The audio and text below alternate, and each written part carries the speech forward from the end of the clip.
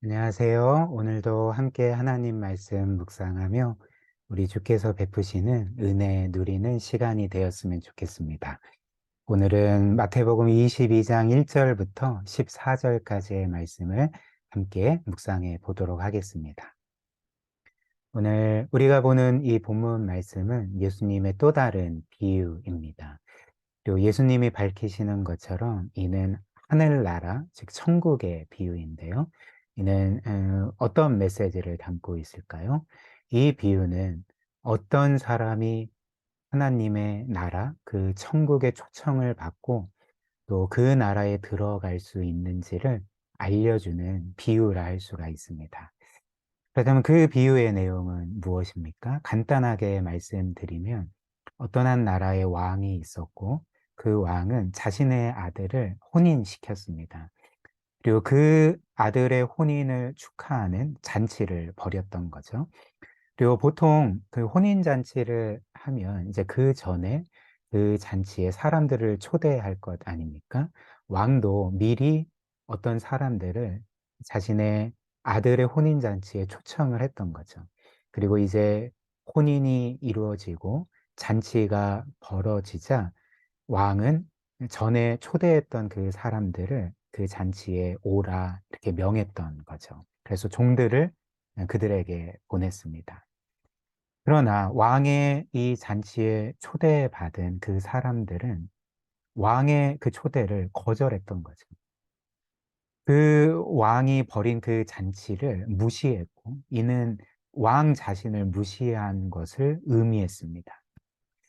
그러나 이런 상황에서 인내심 많은 왕은 다시금 자신의 종들을 그들에게 보내서 내가 너희를 위해 이 혼인잔치를 베풀었고 진수성찬을 마련했으니까 너희들은 어서 나의 잔치에 와서 즐기라.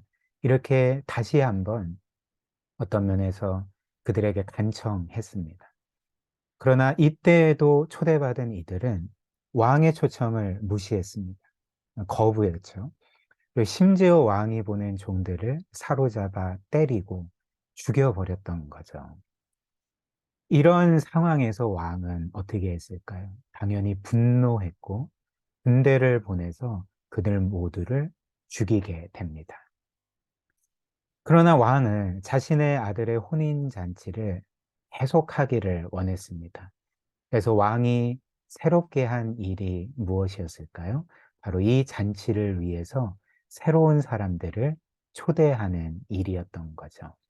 그래서 왕은 다시금 자신의 종들을 시켜서 사람들을 이 잔치에 초대하게 했고 데려오게 했습니다. 그렇다면 왕의 잔치에 새롭게 초대받은 사람들은 과연 누구였을까요? 9절 말씀 한번 보십시오. 그러니 너희는 내 거리로 나가서 아무나 만나는 대로 잔치에 청해 오거라. 왕은 자신의 아들의 혼인잔치에 새롭게 초청하는 사람들을 소위 아무나 만나는 대로 초청해서 데려오라 이렇게 명했던 것입니다. 그래서 종들은 왕의 명령에 순종하여서 길거리에 나가서 아무나 초청해서 데려왔던 거죠. 10절 말씀입니다. 종들은 큰 길로 나가서 악한 사람이나 선한 사람이나 만나는 대로 다 데려왔다. 그래서 혼인잔치 자리는 손님으로 가득 차게 되었다. 제가 말씀드린 것처럼 이 비유는 천국 비유입니다. 특별히 어떤 사람이 천국에 초청받고 그 천국에 들어갈 수 있는지를 알려주는 비유라 말씀드리지 않았습니까? 그렇다면 이 비유에 따르면 하나님은 어떤 사람들을 천국에 초대하시고 또 그 천국에 들어가게 하시는가? 하나님은 어떤 사람을 구원하시는가라는 거죠. 오늘 말씀처럼 아무나 천국에 초대하시고 아무나 천국에 들어오게 하신다는 것입니다. 여기에서 아무나라는 것은 말 그대로 누구든지를 의미하는 거죠. 즉, 한 사람이 선하든지 악하든지, 죄를 적게 지었든지 많이 지었든지, 혹은 이 세상에서 사람들에게 가장 큰 비난을 받고 정죄받는 사람이라 할지라도 그 천국 잔치에 결코 초대받을 수 없는 사람이라 할지라도 아무나 누구든지 하나님은 천국 잔치에 초대하시고 그를 천국에 들이신다는 것입니다. 이것이 바로 오늘 이 비유의 핵심 메시지인 거죠. 그래서 우리는 이렇게 말할 수 있지 않겠습니까? 한 사람이 천국에 들어갈 수 있는 자격은 무엇인가? 그에 대한 답은 무엇일까요? 천국에 들어갈 수 있는 자격은 천국에 들어갈 수 있는 자격이 없는 것입니다. 그러니까 자격이 없는 것이 유일한 자격이라는 거죠. 즉, 자신이 자신을 생각할 때 혹은 남들이 나를 생각할 때 저 사람은 천국에 결코 들어갈 수 없어 라고 하는 사람은 누구든지 오직 하나님의 은혜와 호의로 천국에 초대받고 들어갈 수 있다는 것입니다. 이런 이유로 당시 우리 구세주께서 예수께서 찾아가신 사람들, 그래서 구원하여 천국에 들이신 사람들은 누구였습니까? 다 자격 없는 사람들이었습니다. 소위 가장 큰 죄인이라 정죄받던 세리와 창녀들, 온갖 죄인들, 혹은 병든 자들, 귀신 들린 자들, 이런 사람들이 예수님께 천국으로 초대받고 구원받았던 것입니다. 이를 잘 보여주는 말씀이 마가복음 2장 16절 17절인데 함께 봅시다. 바리새인의 서기관들이 예수께서 죄인 및 세리들과 함께 잡수시는 것을 보고 그의 제자들에게 이르되 어찌하여 세리 및 죄인들과 함께 먹는가? 예수께서 들으시고 그들에게 이르시되 건강한 자에게는 의사가 쓸데없고 병든 자에게라야 쓸데있느니라. 나는 의인을 부르러 온 것이 아니요 죄인을 부르러 왔노라 하시니라. 예수님은 생전에 가장 가까이 두고 보제한 사람들이 죄인들이었습니다. 그리고 어느 날 예수님은 죄인들과 세리들과 함께 식사를 하고 계셨는데 누구와 식사를 한다는 것은 그 당시에 그 사람을 온전히 받아들이는 것을 의미했습니다. 그렇기 때문에 종교 지도자들은 예수님을 향해 왜 당신은 죄인들과 함께하고 죄인들을 받아줍니까? 라고 항의했던 거죠. 이에 대해서 예수님이 뭐라고 말씀하십니까? 나는 의인을 부르러 온 것이 아니요 죄인을 부르러 왔다. 즉 구원받을 자격이 있는 의인이 아니라 구원받지 못할 모든 자격을 갖춘 그 죄인을 초대하고 구원하러 왔노라 이렇게 말씀을 하셨던 것입니다. 그러나 이 비유는 여기에서 끝나지 않습니다. 이제 왕은 혼인잔치에 손님들을 만나러 그 잔치장에 들어갔는데 사람들을 이렇게 둘러보다가 거기에 혼인 예복을 입지 않은 한 사람을 보게 되었던 거죠. 11절, 12절입니다. 임금이 손님들을 만나러 들어갔다가 거기에 혼인 예복을 입지 않은 사람이 한 명 있는 것을 보고 그에게 묻기를 이 사람아, 그대는 혼인 예복을 입지 않았는데 어떻게 여기 들어왔는가 하니 그는 아무 말도 하지 못하였다. 지금 이 사람이 왕의 혼인잔치에 왔을 때 예복을 입지 않고 왔다는 것은 무엇을 의미하겠습니까? 그는 사실 길거리를 배회하던 어떤 면에서 왕의 초대를 받을 수 없는 자격 없는 사람 아니었습니까? 근데 왕은 그에게 호의를 베풀어서 왕의 잔치에 초대해 주었던 거죠. 그 잔치에 들어가게 했던 거죠. 근데 이 사람이 예복을 입지 않았다는 것은 무엇을 의미하냐면 그가 잔치에는 들어왔지만 왕의 은혜를 무시했다는 것을 의미하는 거죠. 그러니까 왕 자신을 무시한 것과 같았습니다. 그때 왕은 어떻게 했을까요? 13절, 14절입니다. 그때 임금이 종들에게 분부하였다. 이 사람을 손발을 묶어서 바깥 어두운 데로 내던져라. 거기서 슬피 울며 이를 갈 것이다. 이렇게 명했습니다. 여기에서 예복을 입지 않은 사람이 던져진 곳인 바깥 어두운 곳은 신약 성경에서는 지옥을 상징합니다. 즉, 왕은 자신에게 초대를 받았지만 예복을 입지 않고 온 자를 그 어떤 면에서 지옥에 던져버린 거죠. 즉, 하나님께서 그렇게 예복을 입지 않은 자를 지옥에 던져 넣으셨다는 것을 이제 의미하는 것입니다. 여기에서 우리는 조금 그 혼란에 빠지게 되는 것 같습니다. 하나님은 분명히 앞의 내용에서는 자격 없는 자를 천국에 초대하시고 그 자격 없는 자를 천국에 들어오게 하시지 않았습니까? 그런데 마지막 이 말씀처럼 그가 예복으로 상징되는 그 무엇을 갖지 않으면, 그 무엇이 없으면 그의 구원이 취소되고 버림을 받는다는 건가, 지옥에 떨어진다는 건가, 이제 이런 식으로 우리가 생각할 수밖에 없게 되지 않겠습니까?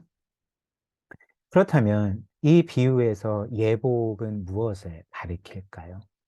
여기에서 이 예복이라는 것은 하나님의 은혜로운 초청에 대한 반응을 의미합니다.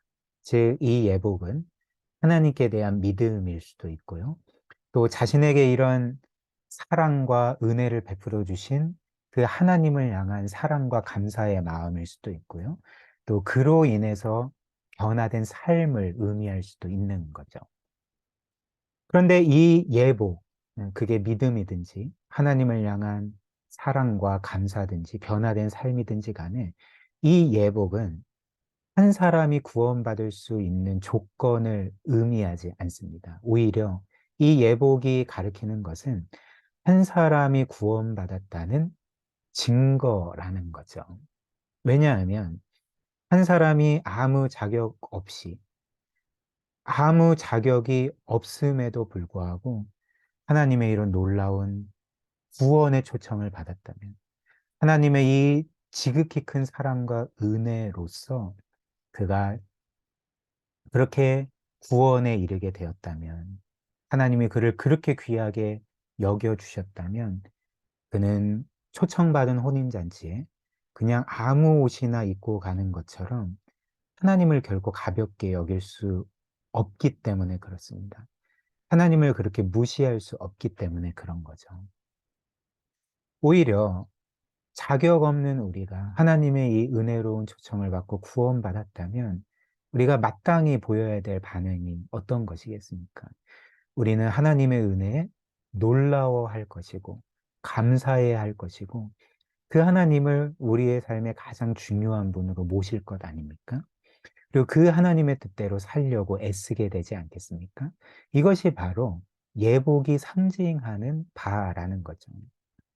따라서 오늘 이 비유에서처럼 하나님의 초청을 받았지만 예복을 입지 않았다는 것은 바꿔 말하면 무엇을 보여주냐면 그가 하나님을 진짜 믿은 게 아니었음을 보여준다는 것입니다. 하나님의 은혜를 진정으로 믿지 않고 그래서 하나님을 가볍게 여기고 무시하고 하나님과 전혀 상관없는 삶을 살아가는 것.